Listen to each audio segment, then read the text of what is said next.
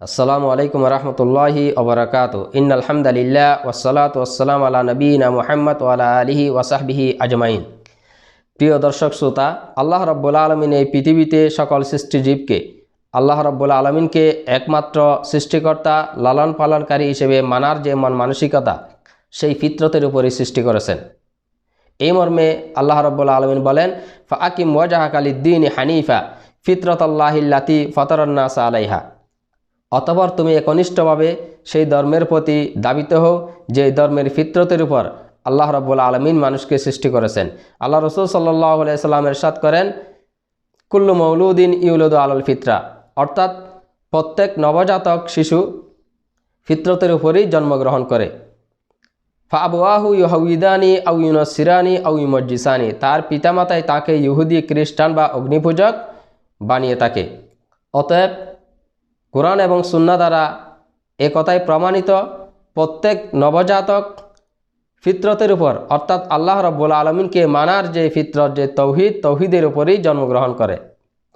কিন্তু দুর্ভাগ্যের বিষয়, যুগে যুগে এমন কতিপয় ভ্রান্ত সম্প্রদায়ের সৃষ্টি হয়েছে যারা আল্লাহ রাব্বুল আলামিনের সাথে এই পৃথিবীতে অন্য কারো অংশীদারিত্ব রয়েছে। এই পৃথিবীর সৃষ্টির ক্ষেত্রে এবং এই পৃথিবী পরিচালনার ক্ষেত্রে অন্য কারো ভূমিকা রয়েছে, আল্লাহর সাথে অন্য কারো অংশীদারিত্ব রয়েছে, পার্টনার রয়েছে, এই বলে তাদের ধারণা, বিশ্বাস। আজকের আলোচনায় সেই সকল সম্প্রদায়ের সংক্ষিপ্ত পরিচয় আপনাদের সামনে তুলে ধরার চেষ্টা করব। ওমা তৌফিক ইল্লা বিল্লাহ। নাম্বার 1 হচ্ছে আসানুইয়া মিনাল মজুস, অর্থাৎ অগ্নিপূজকদের মধ্যে সানুইয়া সম্প্রদায়, যাদের ধারণা, যাদের বিশ্বাস এই পৃথিবীর জন্য দুইজন সৃষ্টিকর্তা রয়েছে। একজন হচ্ছে আন-নূর, দ্বিতীয়জন হচ্ছে আজ-জুলমা, অর্থাৎ অন্ধকার, আলো এবং অন্ধকার। আলো হচ্ছে মঙ্গলের ইলা আর অন্ধকার হচ্ছে অমঙ্গলের ইলা। নাম্বার 2 হচ্ছে খ্রিস্টানদের মধ্যে যারা তৃতীয়বাদী বিশ্বাসী, তাদের ধারণা ইলা 3 জনের সমষ্টি। একজন হচ্ছে পিতা, দ্বিতীয়জন হচ্ছে সন্তান, তৃতীয়জন হচ্ছে রুহুল কুদুস অর্থাৎ জিব্রাইল আলাইহিস সালাম, অর্থাৎ 3 জনের সমষ্টি হচ্ছে ইলা। বিদ্বানগণ বলেন, খ্রিস্টানদের যে কোনো পরিবারকে যদি আপনি জিজ্ঞেস করেন এই তৃতীয়বাদ সম্পর্কে, এক পরিবারের কথা কখনোই অন্য পরিবারের সাথে মিলে না, অর্থাৎ এক একজন এক এক কথা বলে। মূলত তাদের এই ধারণা হচ্ছে ভ্রান্ত ধারণা, যার কোনো সঠিক ব্যাখ্যা তাদের কাছে নেই। নাম্বার 3 হচ্ছে আল কদরিয়া আন-নুফাত, অর্থাৎ কদরিয়া সম্প্রদায়, যারা বলে মানুষ নিজেই নিজের কর্ম সৃষ্টি করে। আমরা আহলুস সুন্নাহ ওয়াল জামাতের আকীদা বিশ্বাস হচ্ছে আমাদের যাবতীয় কর্ম আল্লাহু খালিকু কুল্লি শাই, অর্থাৎ আল্লাহ সব কিছু সৃষ্টিকর্তা। আমাদের যাবতীয় কর্ম, মঙ্গল অমঙ্গল সব কিছু আল্লাহর পক্ষ থেকে সংগঠিত হয়। কিন্তু তাদের ধারণা, তাদের বিশ্বাস মানুষই নিজের কর্ম নিজে সৃষ্টি করে। নম্বর 4 হচ্ছে বাদ মুশরিকি আল আরব, অর্থাৎ মুশরিকদের তৎকালীন কতিপয় মুশরিক যারা বিশ্বাস করত তাদের দেবদেবীরা তাদের মঙ্গল অমঙ্গলের মালিক।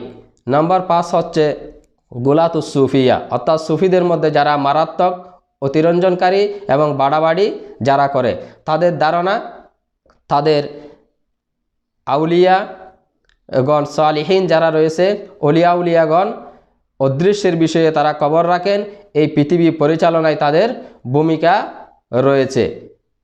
নম্বর 6 হচ্ছে শিয়াদের মধ্যে যারা 12 ইমামে বিশ্বাসী, অর্থাৎ তাদের ধারণা তাদের ইমামরা, তাদের ইমামগণ মঙ্গল অমঙ্গলের মালিক এবং এই পৃথিবী পরিচালনায় তাদেরও ভূমিকা রয়েছে। নম্বর 6 হচ্ছে আবাদাতুল কওয়াকিব, অর্থাৎ যারা তারকা এবং গ্রহ নক্ষত্রের পূজারী, তাদের ধারণা এই পৃথিবী পরিচালনায় তারকা গ্রহ নক্ষত্রের ভূমিকা রয়েছে। নম্বর 7 হচ্ছে আন-নুসাইরিয়া, অর্থাৎ নুসাইরিয়া সম্প্রদায়, যাদের ধারণা, যাদের বিশ্বাস আলী রাদিয়াল্লাহু আনহু ইলা এবং এই পৃথিবী পরিচালনায় তার ভূমিকা রয়েছে। এভাবে যুগে যুগে অনেক ভ্রান্ত দলের উদ্ভব ঘটেছে, যারা আল্লাহর সাথে অংশীদারিত্ব সাব্যস্ত করেছে তৌহিদ আর রুবুবিয়ার ক্ষেত্রে। তাদের ধারণা, তাদের বিশ্বাস এই পৃথিবী পরিচালনায় অন্য কারো ভূমিকা রয়েছে। তাই আসুন আমরা এই ধরনের আকীদা বিশ্বাস থেকে ফিরে আসি, নিজেরা সতর্ক থাকি এবং আমাদের পরবর্তী প্রজন্ম সন্তানাদি সম্পর্কে যেন আমরা সতর্ক থাকতে পারি। কেউ যেন ভুলে যেন এই ধরনের আকীদায়, এই ধরনের বিশ্বাস যাদের মধ্যে রয়েছে তাদের সাথে যেন সম্পৃক্ত হয়ে না যায়, সেদিকে আমাদেরকে সতর্ক থাকতে হবে, খেয়াল রাখতে হবে। আমাদের তৌহিদ আমাদেরকে বুঝতে হবে, তৌহিদের উপর আমাদেরকে অটল থাকতে হবে এবং তৌহিদের উপর অটল থেকে আল্লাহর সন্তুষ্টি অর্জনের মাধ্যমে আল্লাহর জান্নাতে যাওয়ার পথ আমাদেরকে সিরাতুল মুস্তাকিমে আমাদেরকে সর্বদা থাকতে হবে। আল্লাহ রাব্বুল আলামিন আমাদের সবাইকে তৌফিক দান করুন। ওয়া আখিরু দাওয়ানা আলহামদুলিল্লাহি রাব্বিল আলামিন। আসসালামু আলাইকুম ওয়া রাহমাতুল্লাহি ওয়া বারাকাতুহু।